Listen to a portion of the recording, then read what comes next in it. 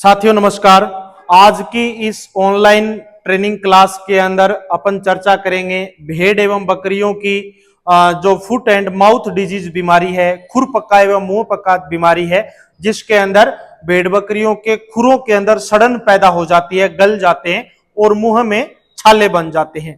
तो इस बीमारी की आज अपन डिटेल में चर्चा करेंगे, क्योंकि अभी बारिश का सीजन है, मौसम के अंदर नमी ज्यादा है और इसी मौसम में इस बीमारी का अटैक भेड़ बकरियों में, और ना केवल भेड़ बकरियों में जबकि गाय भैंसों में भी इस बीमारी का इस समय प्रकोप है वो बहुत ज्यादा देखने को मिलता है। तो आइए अपन इस क्लास को कंटिन्यू करते हैं और लास्ट तक एक एक पॉइंट को आप ध्यान से सुनिए, ध्यान से देखिए। यदि आप इस वीडियो को अच्छे से देखोगे तो मैं उम्मीद करता हूं कि आपको इस तरह की इस बीमारी से समस्या आपके हर्ड के अंदर, आपके फ्लोक के अंदर आपको देखने को नहीं मिलेगी। तो जैसा कि आप इस बीमारी में देख पा रहे हैं कि ये एक पूरे विश्व में पशुधन की एक ऐसी बीमारी है जिस बीमारी से पशुधन को सबसे ज्यादा हानि पहुंचती है।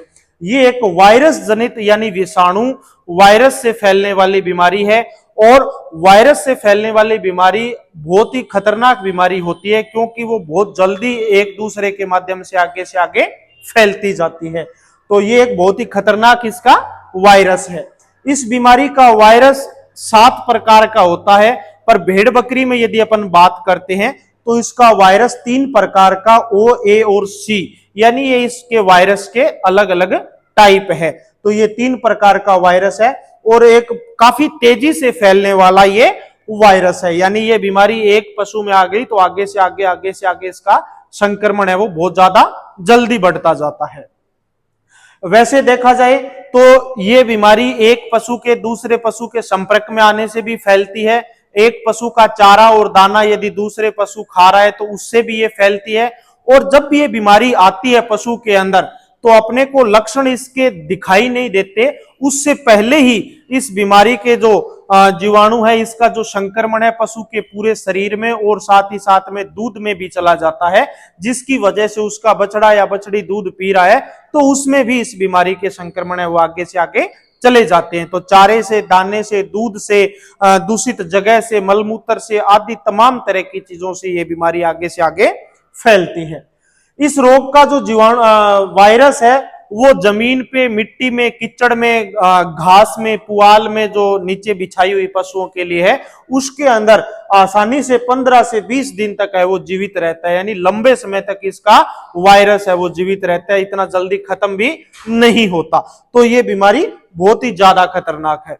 वैसे देखा जाए तो ये बीमारी खास करके उन पशुओं में फैलती है जिन पशुओं का खुर है वो 2 भागों में बंटा हुआ होता है, जैसे गाय, भैंस, भेड़, बकरी और सुअर यानी पिग के अंदर। तो यानी इसके जो प्रमुख होस्ट हैं गाय, भैंस, भेड़, बकरी और सुअर, पिग इस बीमारी के प्रमुख है वो होस्ट माने जाते हैं। इन 5 पशुओं में ही ये मैक्सिमम बीमारी देखने को मिलती है अपने को।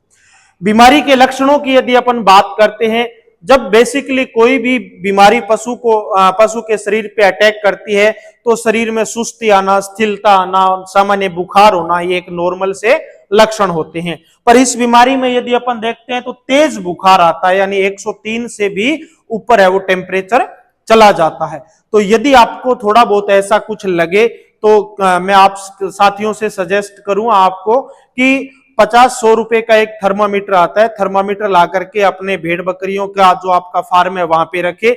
यदि किसी पशु में कोई चारा नहीं खा रहा, दाना नहीं खा रहा, कोई इशू आपको लग रहा है तो उसकी गुदाद्वार में लगा करके और उसका टेम्परेचर आप जरूर चेक करें। तो 103 से ऊपर भी टेम्परेचर है वो इसके अंदर चला जाता है, सुस्ती आ जाती है, पशु में स्थिरता आ जाती है।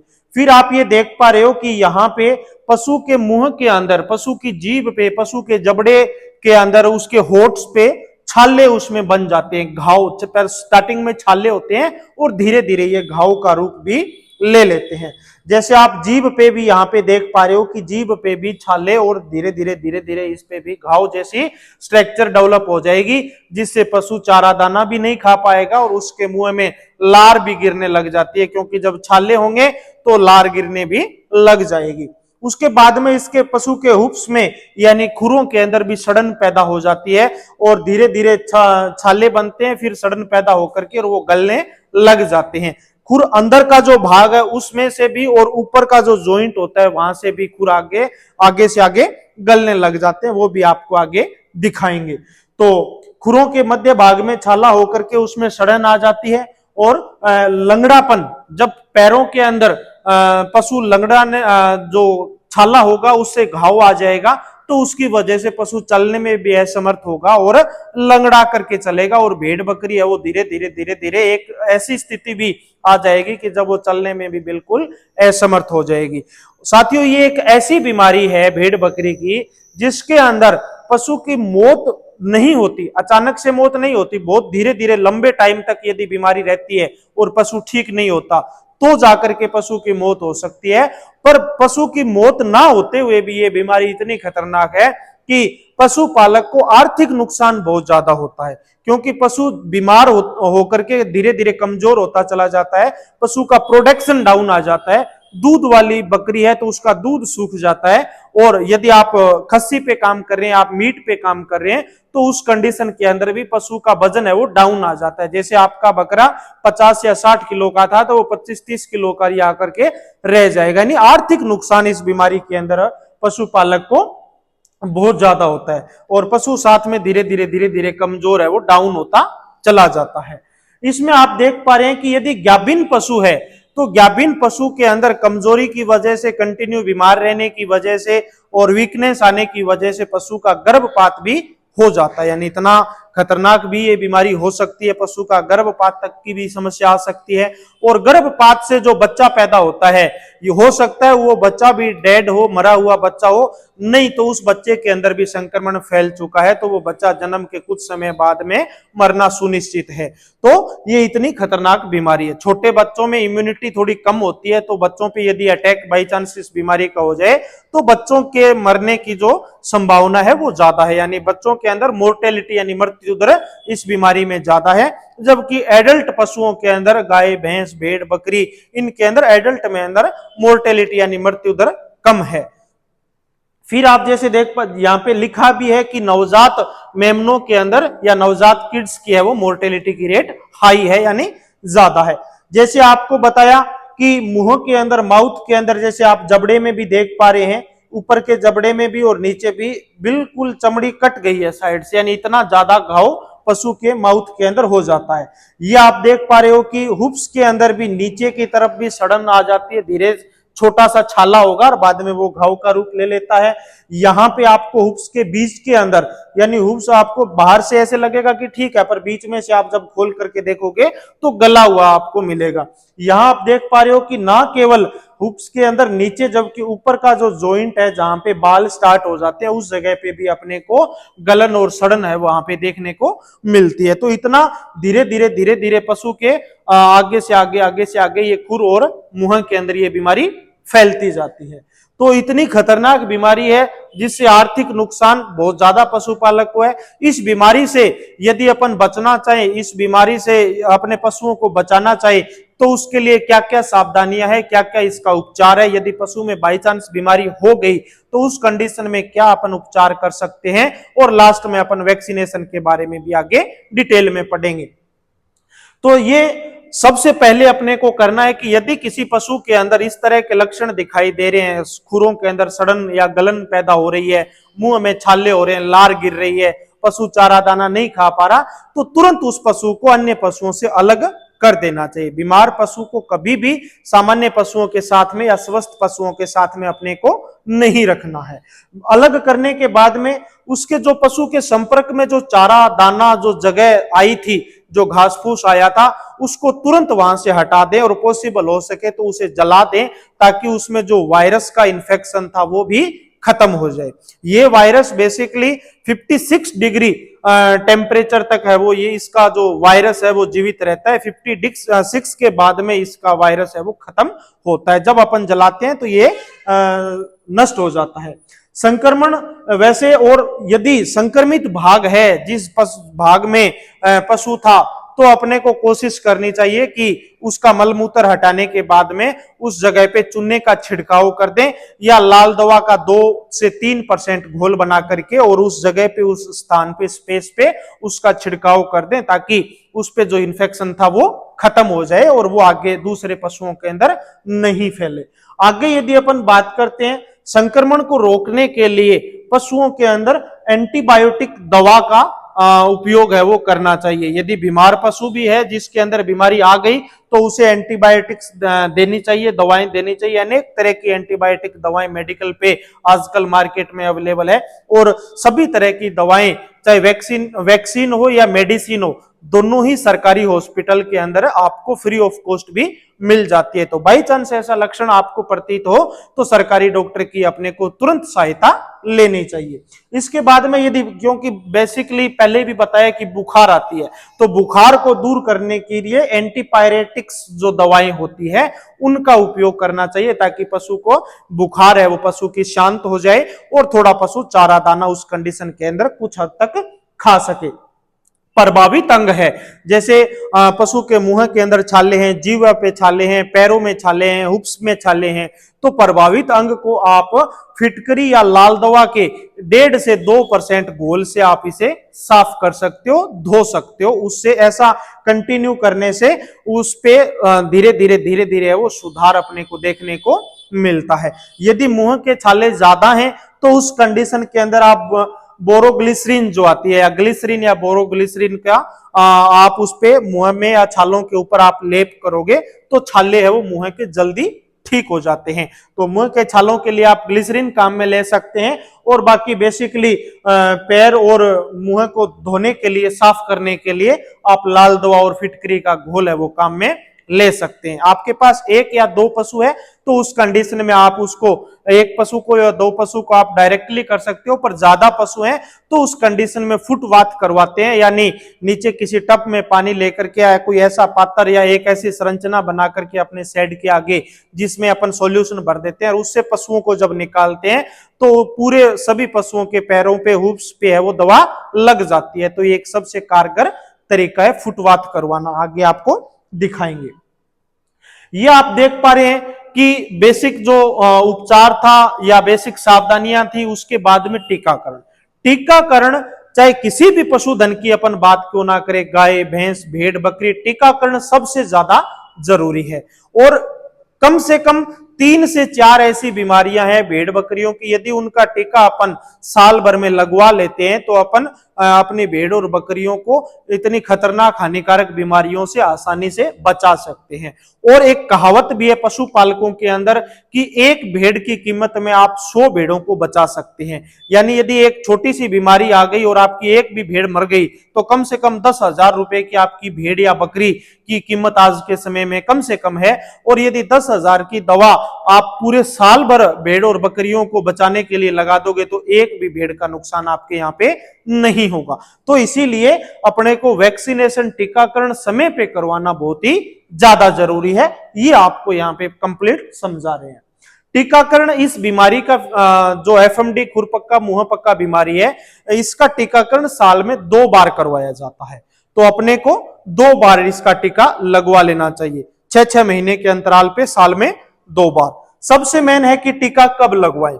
ये बीमारी खास करके जैसे मैंने स्टार्टिंग में भी बताया कि बरसात के सीजन में होती है, जब मौसम में नमी ज्यादा होती है तो इसका जो वायरस है उसको एक फेवरेबल क्लाइमेट मिल जाता है, तो उस समय वो अचानक से ज्यादा फैलता है। तो यानी जब बारिश हो चुकी होती है, मौसम जब इस तरह का, अब जैसे प्रेजेंट में बारिश का सीजन चल रहा है, मानसून का सीजन चल रहा है, तो इस समय ये बीमारी होती है। तो इससे पहले अपने को 2 से 3 महीने पहले वैक्सीनेशन करवा लेना चाहिए, ताकि इसकी जो डेड वायरस जो शरीर के अंदर वैक्सीन के माध्यम से जो लगाया जा रहा है वो बॉडी के अंदर जाकर के इम्यूनिटी को स्ट्रॉन्ग कर दे। तो 2 महीने या 1 महीने के अंदर बॉडी में इम्यूनिटी डेवलप हो जाएगी। उसके बाद बाई चांस यदि अटैक आता भी है तो पशु पे उसका कोई फर्क नहीं पड़ने वाला है। तो अपन यूं कहें कि मार्च से लेकर के जून तक का जो समय है इसकी वैक्सीन के लिए सबसे बेस्ट समय। आप मार्च में लगवा सकते हैं, अप्रैल में लगवा सकते हैं, मई में लगवा सकते हैं, पर अपने को जून के महीने तक लगवा लेना चाहिए, क्योंकि लगभग 15 जून से इंडिया के अंदर मानसून है वो दस्तक दे देता है और उसके बाद में बारिश है वो स्टार्ट हो जाती है। तो जून से पहले पहले अपने को इस बीमारी का टीकाकरण करवा लेना चाहिए। दूसरा टीका यानी दूसरी वैक्सीन अपने को कब लगवानी है, जैसे आप यहाँ पे देख पा रहे हैं सितंबर अक्टूबर के महीने के अंदर अपने को दूसरी इसकी डोज है वो लगवा लेनी चाहिए। यदि किसी ने मार्च अप्रैल में लगवाया है तो आप सितंबर में लगवा सकते हैं, किसी ने मई जून में लगवाया है तो आप अक्टूबर में लगवा सकते हैं। बाई चांस आप, ये कोई फिक्स नहीं है कि फिक्स आपको 6 महीने से लगवाना है, आप 5.5 महीने से या 6.5 महीने से 5 या 10 दिन ऊपर नीचे, 15 दिन ऊपर नीचे होता है तो इतना कोई ज्यादा खास फर्क नहीं पड़ने वाला है।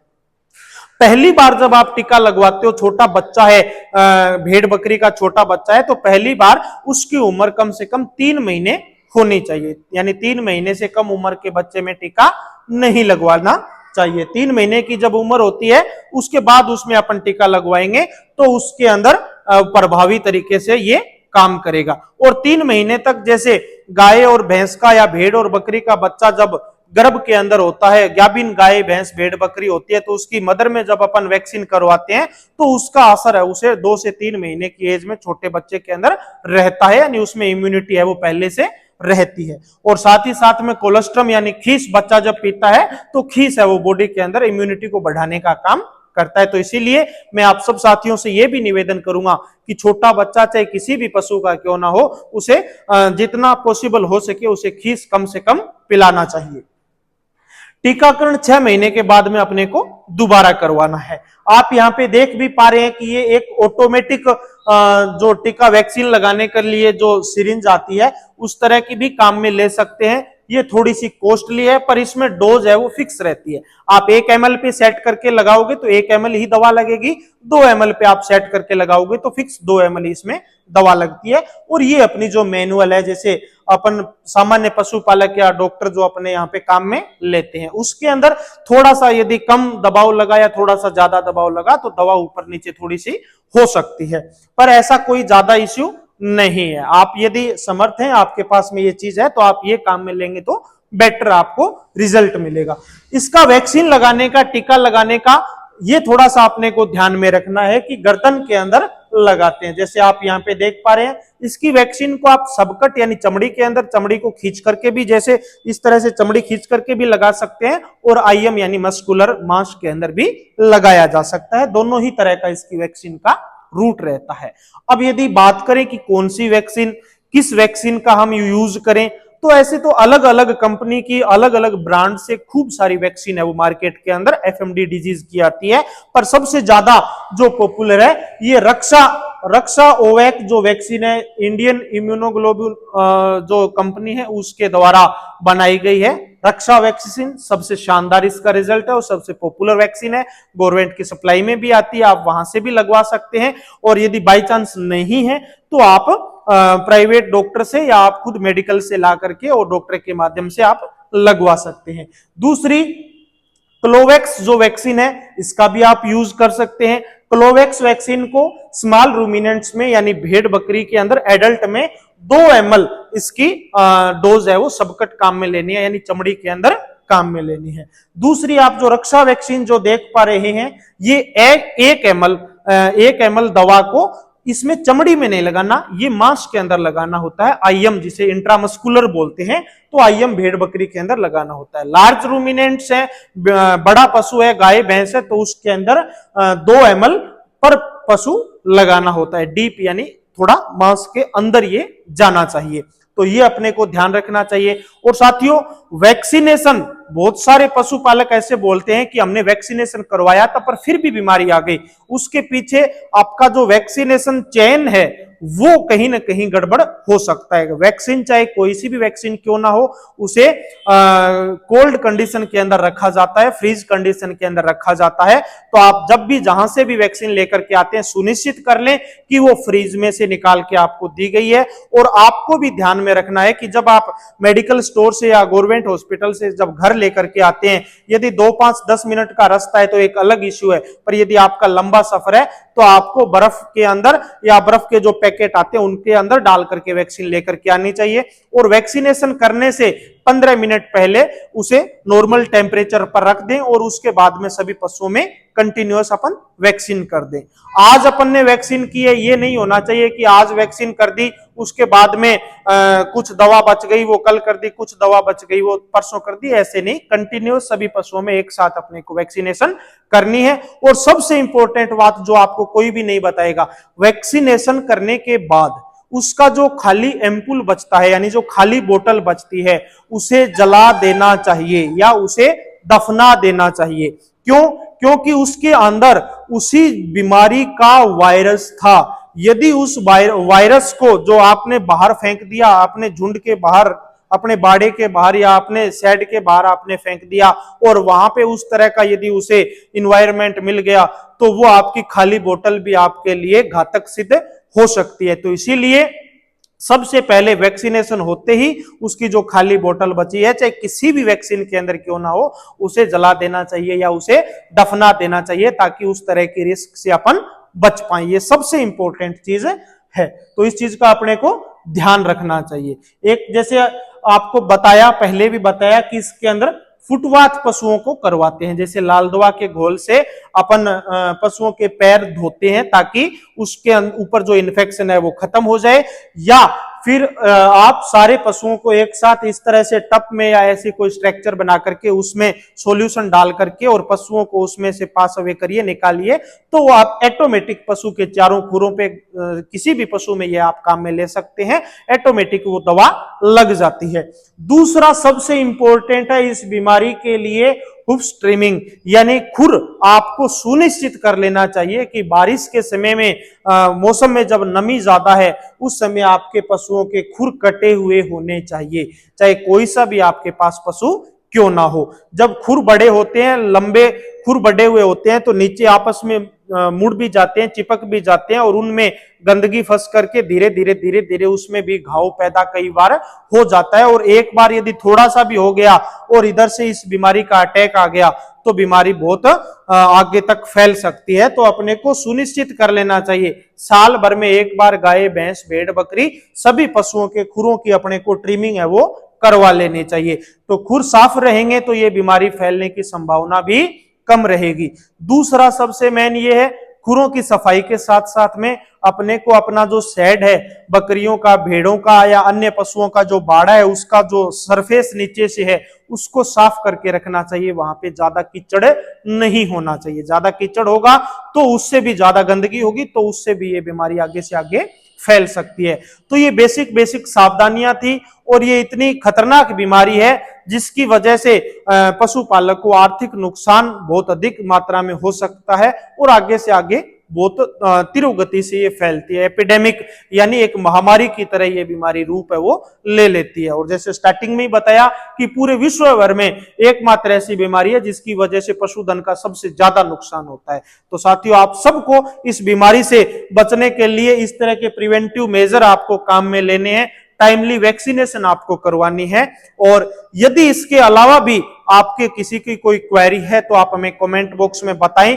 अपना सजेशन जरूर दे करके जाएं और वीडियो को लाइक करें। यदि आपको पसंद आए तो चैनल को भी आप सब्सक्राइब करें ताकि आपके पास अगला वीडियो जो आने वाला है वो आपके पास समय पे पहुंच पाए और आप महत्वपूर्ण जानकारी को आप देख पाओ। तो ये ऑनलाइन ट्रेनिंग क्लास हमारी आपको कैसी लग रही है, आपका जो भी रिस्पॉन्स है हमें जरूर बताएं। और साथियों, इसके अलावा भी हम तमाम तरह की भेड़ और बकरी पालन की वीडियो आपके लिए आगे इसी तरह से ऑनलाइन माध्यम से भी लेकर के आते रहेंगे। ऑफलाइन भी हम ट्रेनिंग करवाते हैं हमारे इंस्टीट्यूट के अंदर।